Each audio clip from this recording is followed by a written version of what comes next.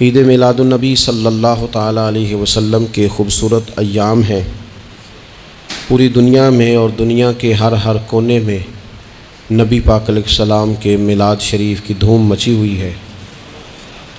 ہر جگہ حضور کے فضائل، خصائل، شمائل بیان ہو رہے ہیں۔ نبی پاک کی نعتوں سے پورا زمانہ گونج رہا ہے۔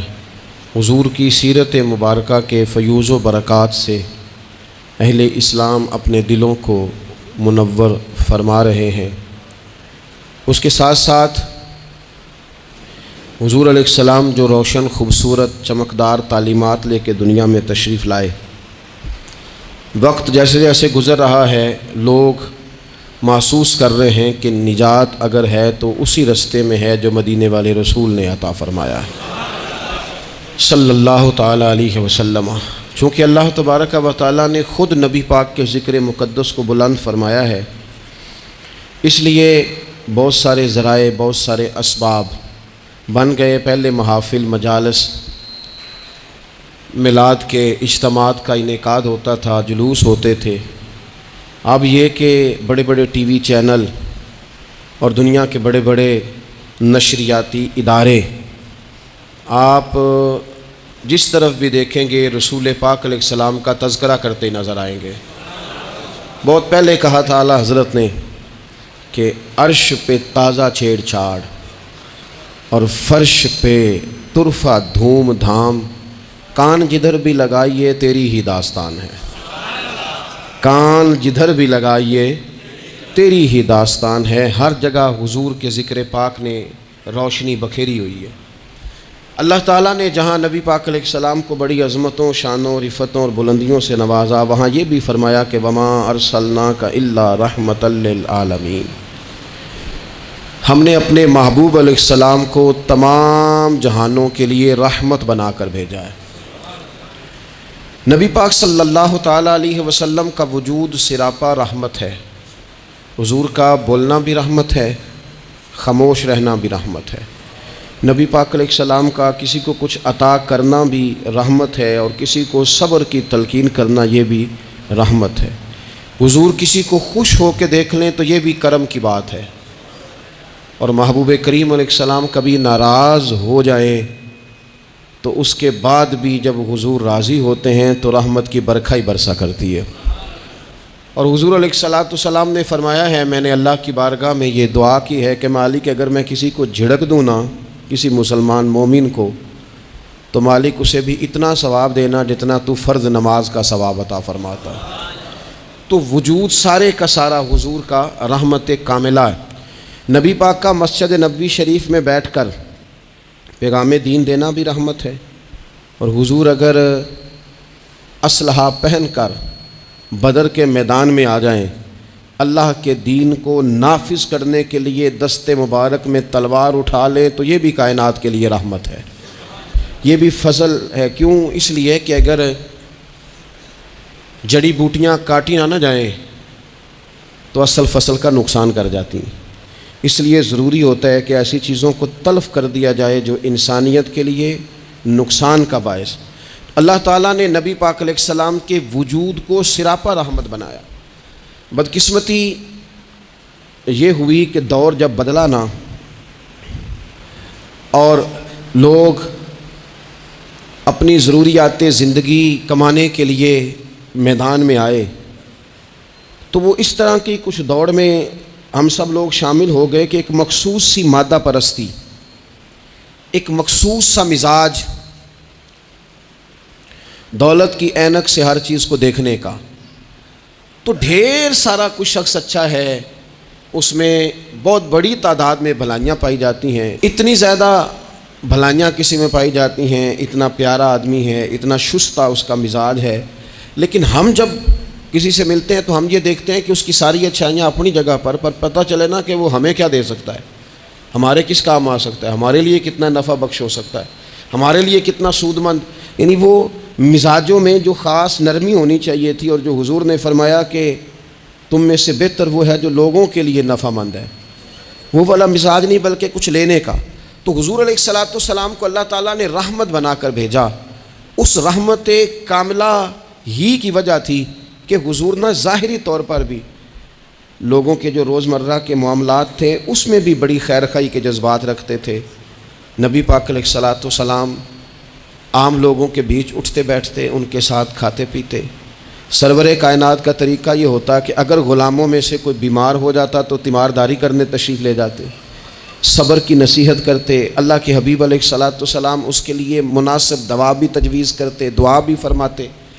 حضور نے فرمایا اگر تم میں سے کسی شخص کہ ہاں کوئی خوشی کا موقع ہو تو وہ مختار ہے، دعوت دے نہ دے، لیکن اگر کسی کا انتقال ہو جائے تو مجھے خبر ضرور دینا، میں جنازے پڑھنا چاہتا ہوں۔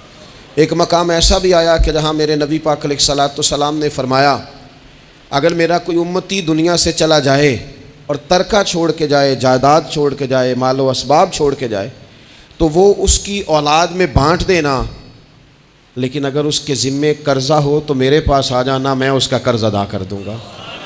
نبی پاک صلی اللہ تعالیٰ علیہ وسلم نے اپنی رحمت کے ساتھ امت کو جو حصہ عطا فرمایا اور جس طرح سے حضور سید عالم صلی اللہ تعالیٰ علیہ وسلم نے ہمیں یہ اسباق پڑھائے، اس طرح ہونا نہیں چاہیے تھا جو ترتیب آج دنیا میں لگ گئی ہے اور جس انداز میں مسلمان اپنے صبح و شام گزار رہا ہے۔ آپ یقین کریں کہ کبھی کبھی یوں محسوس ہوتا ہے کہ جیسے خالص رشتوں کا ہونا اور اخلاص کا موجود ہونا اور للہیت کا نصیب ہونا یہ شاید کوئی بے موسمہ سا پھل ہو گیا ہے۔ شاید یہ کہ اب ڈھونڈنے سے، تلاش کرنے سے بھی ایسی چیزیں میسر نہیں آئیں گی کہ لوگ اللہ تعالیٰ کی رضا کو پیش نظر رکھیں۔ اور پھر اب تو اس طرح کا ماحول ہو گیا ہے کہ چونکہ زیادہ لوگ جھوٹ بولتے ہیں اللہ ماشاء اللہ، تو بیچ میں سچ بولنے والا عجیب لگتا ہے۔ چونکہ زیادہ دکانداری ہوتی ہے تو کوئی اخلاص کا مظاہرہ کرتا ہے تو وہ عجیب لگتا ہے۔ چونکہ زیادہ اللہ معاف فرمائے کہ دھوکہ دہی کا بازار گرم ہے تو اب یوں محسوس ہوتا ہے کہ جیسے کوئی بندہ کہہ رہا ہے میں صحیح سے چلوں گا تو لوگ سمجھتے ہیں شاید کوئی اداکاری کر رہا۔ حضور علیہ الصلاۃ والسلام نے جو لوگوں کے حق میں اپنی طبیعت میں نرمی پیدا کی، آپ یقین کریں بڑے سارے لوگوں سے ملنے کو جی چاہتا ہے لوگوں کا، ان کے پاس جانے کو، بیٹھنے کو، من کی باتیں کرنے کو۔ بہت سارے لوگ ایسے ہوتے ہیں جن کے بارے میں ہماری خواہش ہوتی ہے کہ بندہ بڑا اچھا ہے، لیکن اس کے پاس اگر چل کے جائیں گے تو ہمارے سٹیٹس کا کیا بنے گا؟ اگر ہم جا کے اس کی مجلس میں بیٹھ گئے تو وہ جہاں ہم خود میرے مجلس تھے اس کا کیا بنے گا؟ اگر ہم کسی شخص کی طرف بڑھ گئے، آگے بڑھ کے ہم نے 2 قدم آگے جا کے گرم جوشی سے اس کا استقبال کیا تو کوئی شخص یہ نہ سمجھ بیٹھے کہ یہ تو کوئی لو سٹینڈرڈ رکھتا ہے۔ ہم نے وہ اس طرح کے بیج بوئے ہیں انانیت کے کہ ڈھیر ساری تکلیف لوگوں کو ہماری وجہ سے ہوتی ہے۔ بہت سارے لوگ آزمائش کا شکار ہوتے ہیں، بعض لوگ آ جائیں، لوگ ڈھب سے کھانا نہیں کھا پاتے، لیکن وہ خاص رحمت اور وہ خاص نرمی جو نبی کریم نے ہمیں عطا فرمائی ہے، یار یہ کتنا، میں آپ کو ذاتی بات بتاتا ہوں، اپنے مخالف کو، گالی دینے والے کو، زندگی کے کسی کونے میں برا کہنے والے کو معاف کرنا بڑا مشکل کام ہے۔ کسی شخص نے 30 سال پہلے بھی کبھی آپ کو کوئی سخت لفظ کہا ہو تو وہ بندہ سامنے آئے تو بات یاد آ جاتی ہے، یار اس نے یہ کہا تھا، باتیں کھٹکتی ہیں۔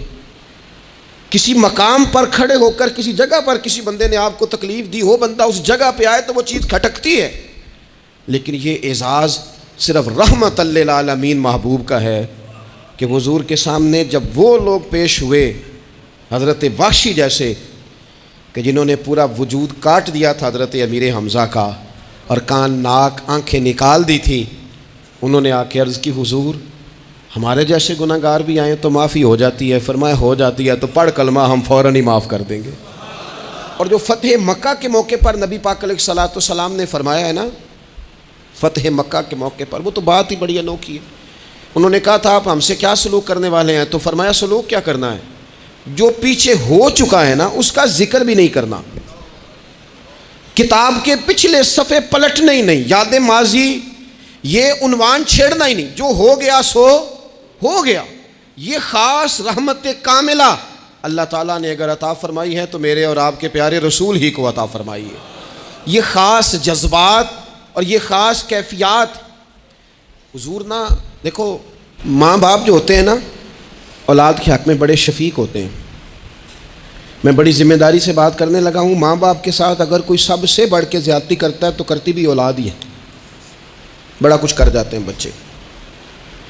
بعض ایسی باتیں بھی کر جاتے ہیں کہ جو ان سے نہیں کرنی چاہیے، لیکن کہو نا والی صاحب سے کنارہ کر دیں بچے سے، جس کے 9 بیٹے بھی ہیں اسے بھی کہو نا کہ تو کر ذرا کنارہ کر کے دکھا، نہیں کر سکتا۔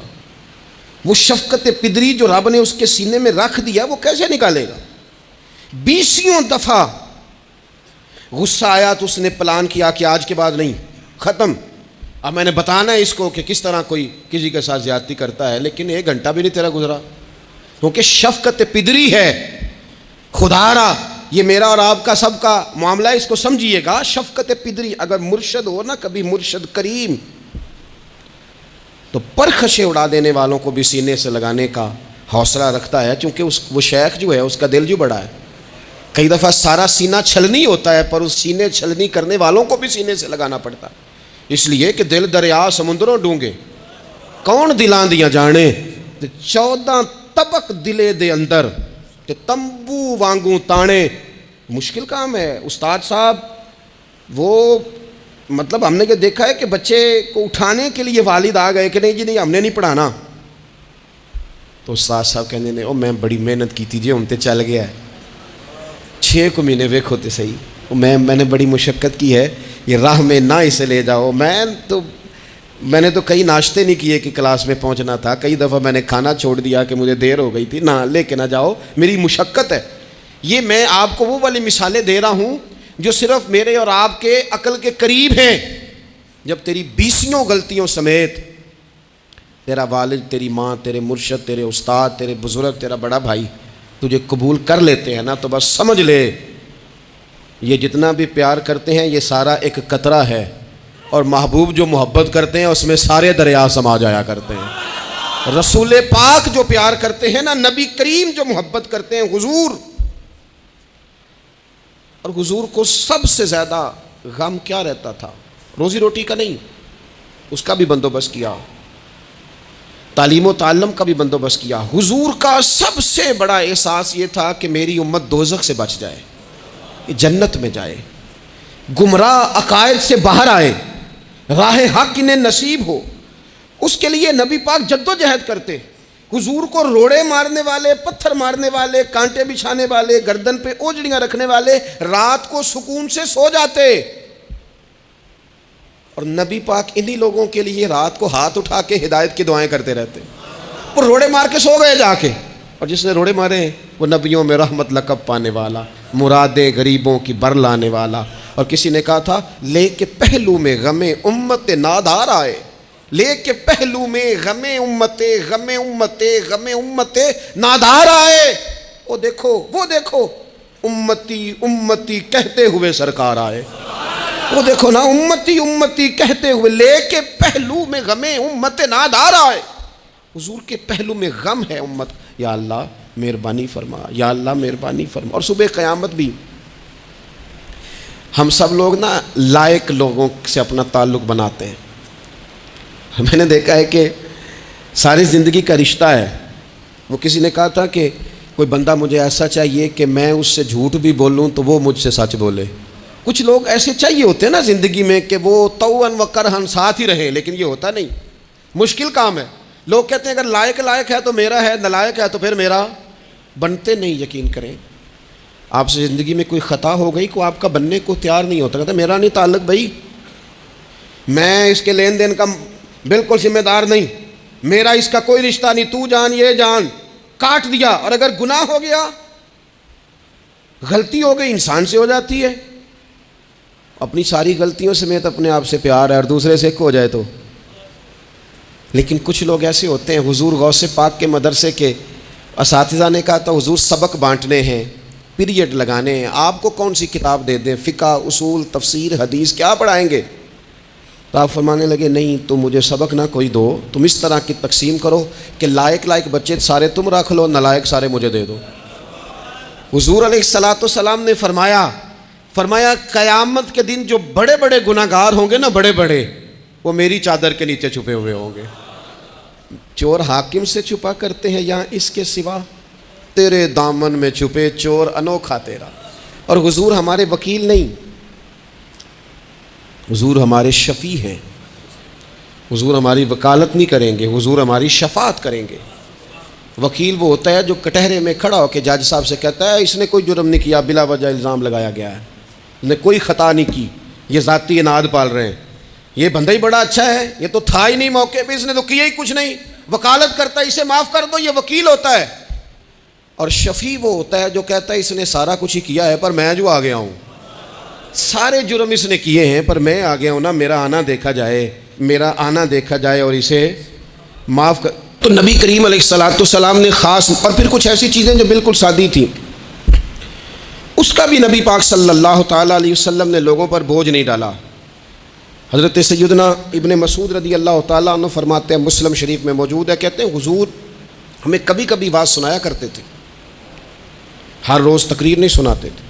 یا رسول اللہ صلی اللہ علیہ وسلم ہمارا دل کرتا ہے، فرمایا میں نہیں چاہتا کہ تم تکلیف میں آ جاؤ۔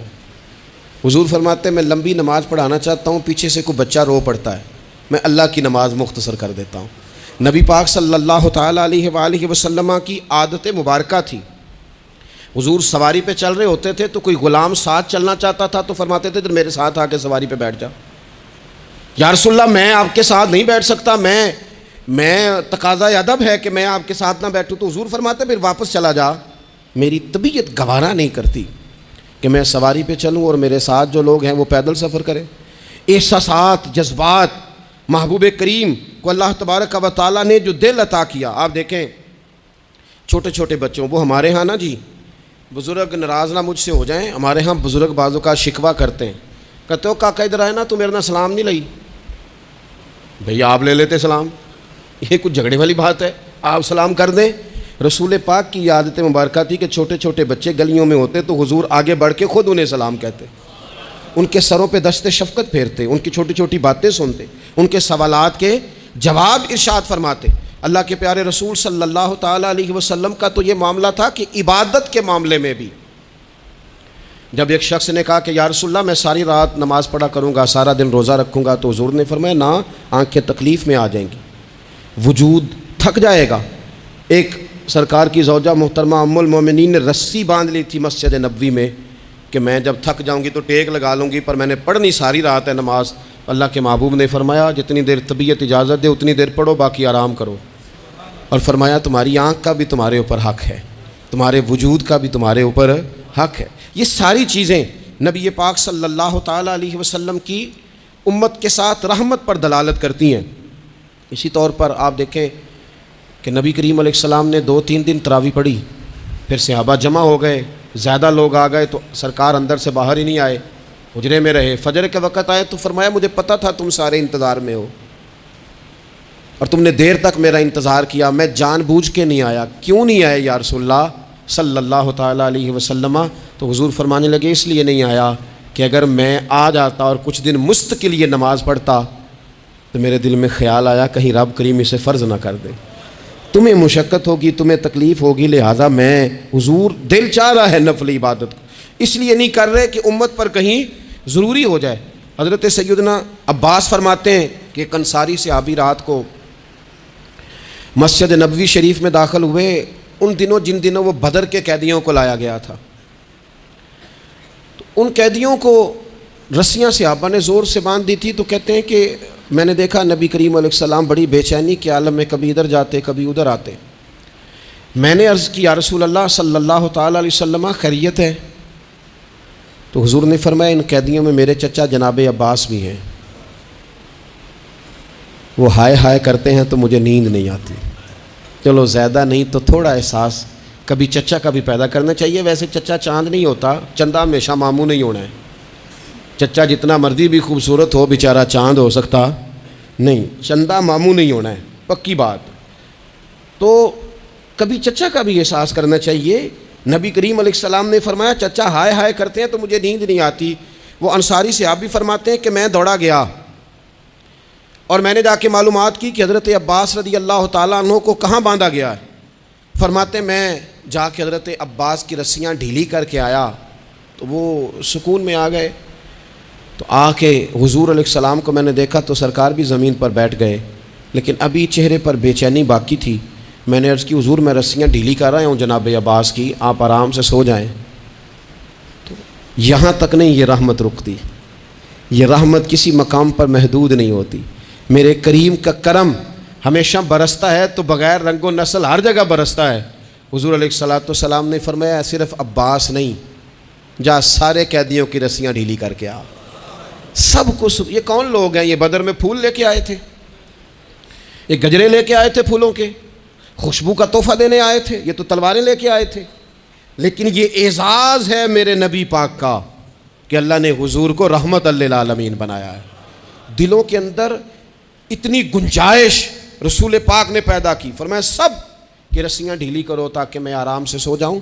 طبیعتوں کی سختی، مزاجوں کا تلخ پن، اپنی ذات کے خول میں بند ہو کے زندگی گزار دینے والے لوگ، اپنے آپ سے شروع ہو کر اپنے آپ پر ختم ہو جانے والا مزاج، جو میں سوچ رہا ہوں، جو میں دیکھ رہا ہوں، جو میری طبیعت فیصلہ کر رہی ہے، جس اینک سے میں معاشرے کو پڑھ رہا ہوں سارے معاشرے کو اسی طور پہ میں لے کے چلوں گا، یہ سوچیں درست نہیں۔ ہم نبی کریم علیہ السلام کے ماننے والے ہیں، ہمیں ان ساری باتوں کا خیال اور ادراک کرنا پڑے گا کہ جو ہمیں ہمارے رسول پاک نے سکھائی ہے۔ انسان پر بعض اوقات کچھ لوگ اس طرح کا بھی اس کے ساتھ رویہ اختیار کرتے ہیں کہ رد عمل کے طور پر کچھ کہنا پڑتا ہے۔ بعض لوگ سخت سست کہہ دیتے ہیں رد عمل کے طور پر، خود اس طرح کے نہیں ہوتے لیکن تنگ آمد بجانگ آمد۔ تو ایک دفعہ جب بڑی سخت تکلیف دی کفار نے تو صحابہ نے عرض کی یا رسول اللہ ان کے لیے دعا کریں یہ تباہ ہو جائیں، تو محبوب نے خود ان لفظوں کے ساتھ جواب دیا، فرمایا اللہ نے مجھے لعنت ملامت والا نہیں بنا کے بھیجا، مجھے رحمت للعالمین بنا کے بھیجا۔ انہیں ہر وقت تانے دیتے رہنا، ہر وقت کھڑے رہنا، یہ دیکھیں نا میرے ملک کا ماحول کیا بنا ہوا ہے، رائے کا اختلاف ہی ہے نا، لیکن جو دھینگا مشتی روز ہوتی ہے اور جو دھما چوکڑی روز مچائی جاتی ہے، روز جو نئی سے نئی کہانی پنپتی ہے، ملک کے اندر کوئی شخص ایسا نہیں رہ گیا، کوئی ادارہ ایسا نہیں رہ گیا جس کے بارے میں ہمارے دل بالکل صاف ہوں، اس لیے کہ ہم نے مزاج اس طرح کا بنا لیا ہے، ہم نے اینک اس طرح کی لگا لی ہے، لہجے اس طرح کے بنا لیے۔ حضور سید عالم علیہ السلام نے ایک دن فرمایا تھا مجھے کسی صحابی کے بارے میں کوئی بات نہ پہنچانا، کسی کی غلطی آ کے ڈائریکٹ مجھے نہ بتانا، میرے سامنے کچھ بھی ایسا نہ کرنا۔ یا رسول اللہ کیوں؟ فرمایا میں چاہتا ہوں میرے دل میں سب کے لیے گنجائش ہے تو گنجائش ہی رہے، لوگوں کو خوش گمان رہنے ہی نہیں دیا جاتا، اچھی سوچیں پیدا کرنے کے موقع ہی نہیں دیے جاتے، وہی بدگمانیاں ہیں، وہی ماحول کے اندر شدت ہے، وہی انداز ہمارا اس طرح کا ہے، اور وہی کچھ ہم کر رہے ہیں، اور سارے ہیں کہ ایک کی لاٹھی کے ساتھ ہانکے جا رہے ہیں۔ خدا را چیزوں کو دیکھیں اور غور کریں کہ ہم نبی پاک صاحب الاولاق سید عالم صلی اللہ تعالیٰ علیہ وسلم کے ماننے والے ہیں۔ پھر ایک اور بات، حضور کی رحمت چونکہ کامل ہے تو حضور علیہ السلام کا ایک طریقہ ہے، دنیا میں دو طرح سے لوگ اپنا آپ ثابت کرتے ہیں۔ ایک پورے ماحول میں لوگ اندھیرا کرنا چاہتے ہیں تاکہ میں صحیح طرح چمک جاؤں، وہ پھر بتاتے ہیں کہ اس وقت دنیا میں کوئی آدمی بھی میرے سوا ٹھیک نہیں ہے، کسی کا بھی تذکرہ ان کے سامنے کیا جائے تو ایک دو چار کمزوریاں اس کی وہ بتا دیتے ہیں، کیونکہ وہ فل اندھیرا کرنا چاہتے ہیں اور سمجھتے یہ ہیں کہ جب میں اندھیرا کروں گا تو پھر میں زیادہ چمک جاؤں گا، اس لیے باقاعدہ منصوبہ بندی کی جاتی ہے اور باقاعدہ لوگ بٹھائے جاتے ہیں اور کردار کشی کرنا ایک پورا ماحول بنا دیا گیا، اور کوئی بھی شخص اس سے مبرہ نہیں، وہ دینی تعارف رکھتا ہو یا دنیاوی تعارف رکھتا ہو، سیاسی سماجی معاشرے میں کوئی مقام رکھتا ہو یا سیاسی قد کاٹ سے اس کا تعارف ہو، کردار کشی عام بنا دی گئی اور اس پر لوگ خوش ہوتے ہیں۔ میرے بھائیوں، نبی کریم نے بھی اپنا اثبات کیا ہے، لیکن رسول پاک کا طریقہ یہ نہیں ہے کہ کسی دوسرے کی نفی کر کے ہی اپنا اثبات ہوتا ہے۔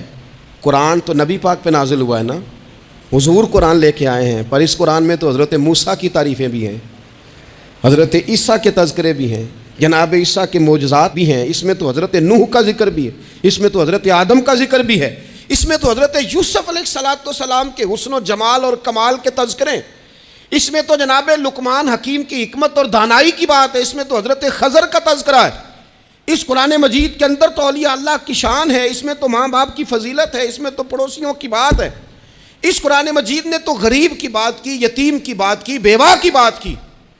تو رسول کریم نے بتایا کہ دوسروں کو پیچھے کر کے اپنے آپ کو آگے نہیں کیا جا سکتا، تم سب کو ساتھ لے کے چلو، تمہیں اللہ امامت عطا فرما دے گا۔ حضور نے تعارف کرایا اپنی امت کو سارے نبیوں کا، رسولوں کا، حضور نے ان کے تذکرے کیے، احادیث میں ان کے تذکرے ہوئے، حضور نے ہر ایک کی شانیں بلند کر کر کے بیان کی اور فرمایا کسی نبی کی بات میرے ساتھ ملا کر اس طرح نہ کرنا کہ ان کی کسر شان ہو جائے معاذ اللہ، میرا اور اس کا تقابل اس طرح نہ کرنا کہ وہاں کسر شان. وہ کسی نے میرے اعلیٰ حضرت کے سامنے کہا تھا نا شان یوسف جو دبی وہ بھی اسی در پہ دبی. اعلیٰ حضرت کہنے لگے حضور تو کسی کو دبانے آئی نہیں، یہ تو کیا بات کر رہا ہے، تو کہہ شان یوسف جو بڑی وہ بھی اسی در سے بڑی.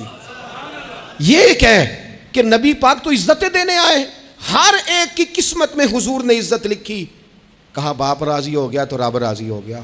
فرمایا ماں کے قدموں کے نیچے جنت، بہنوں کی بیٹیوں کی پرورش جو کر کے آئے گا میرے ساتھ جڑ کے انگلیوں کی طرح جنت میں جائے گا. فرمایا تم میں سب سے بہتر وہ جو اپنے گھر والوں کے لیے اپنی بیوی کے لیے بہتر، میں تم سب سے زیادہ اپنے گھر والوں کے لیے بہتر. فرمایا پڑوسی سے اس نے سلوک کرنے والوں یاد رکھنا کہ اس کے تو حق اتنے زیادہ ہیں کہ ڈر ہے کہ کہیں وراثت میں شامل نہ کر دیا جائے.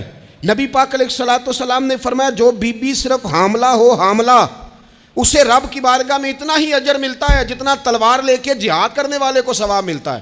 اور جب اس کے ہاں بچے کی ولادت ہوتی ہے اللہ اسے شہید جتنا درجہ دیتا ہے. اور جب وہ بچے کو دودھ پلاتی ہے تو ایک ایک گھونٹ کے بدلے رب غلام آزاد کرنے کا ثواب عطا کرتا ہے. یا رسول اللہ اسی کی صرف شان ہے؟ فرمایا نہیں، آدمی کے بال سفید ہو جائیں، مومن مسلمان سفید بالوں والا، اگر تم نے اس کی عزت کی تو سمجھ لینا تم نے اپنے رب کا احترام کیا ہے. یا رسول اللہ تاجر؟ تو فرمایا سچ بول کے تجارت کرنے والا تو قیامت میں نبیوں کے ساتھ ہوگا. یا رسول اللہ یہ عالم، یہ طلباء، یہ دور دراز سے آنے والے لوگ؟ تو محبوب نے فرمایا یہ تو کوئی ڈگری نہیں لیتے، پہلے دن ہی گھر سے نکلتے ہیں تو فرشتے پیروں کے نیچے پر بچھا دیتے ہیں. یا رسول اللہ وہ مزدور دیکھا، مزدور سڑکوں پہ بیٹھا، رول گئے لوگ اپنے مطالبات کے لیے احتجاج کرتے. وہ کسان دیکھے دنیا سو رہی ہے، ٹھنڈ میں جا کے فصلوں کو پانی دے رہے. وہ ہم نے مزدور دیکھے جن کے ہاتھوں پہ چھالے پڑ گئے.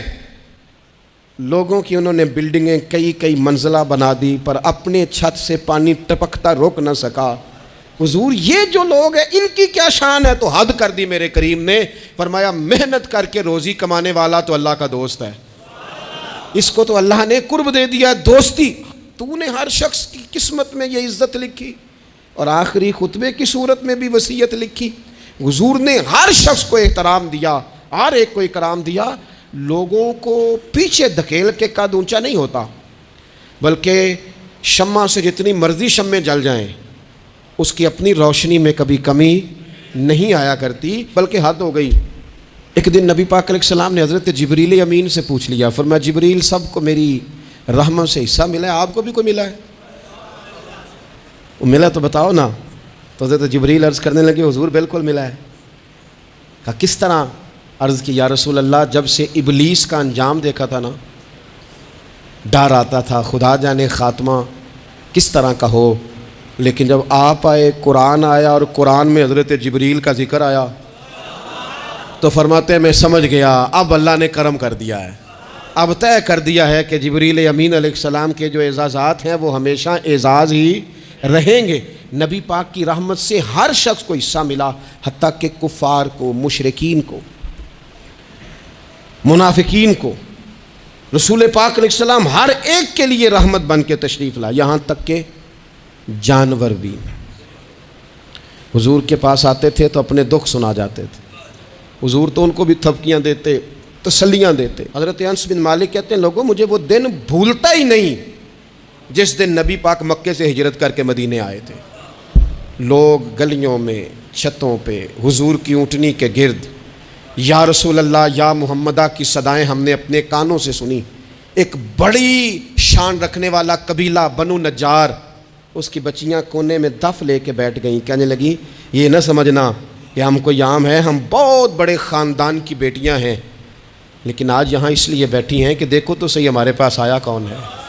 وہ ننھی بچیاں جو بیٹھ کر وہاں دف بجاتی تھیں وہ رسول پاک کی جانب اشارے کر کے گاتی تھیں اور کہتی تھی ہم ہیں بچیاں نجار کے عالی گھرانے کی، ہمیں خوشی ہے آمنہ کے لال کے تشریف لانے کی، خوشی ہے آمنہ کے لال کے، بس رہے گا یوں ہی ان کا چرچا رہے گا یوں ہی ان کا، پڑے خاک ہو جائیں جل جانے والے. آخر دعوانا الحمدللہ.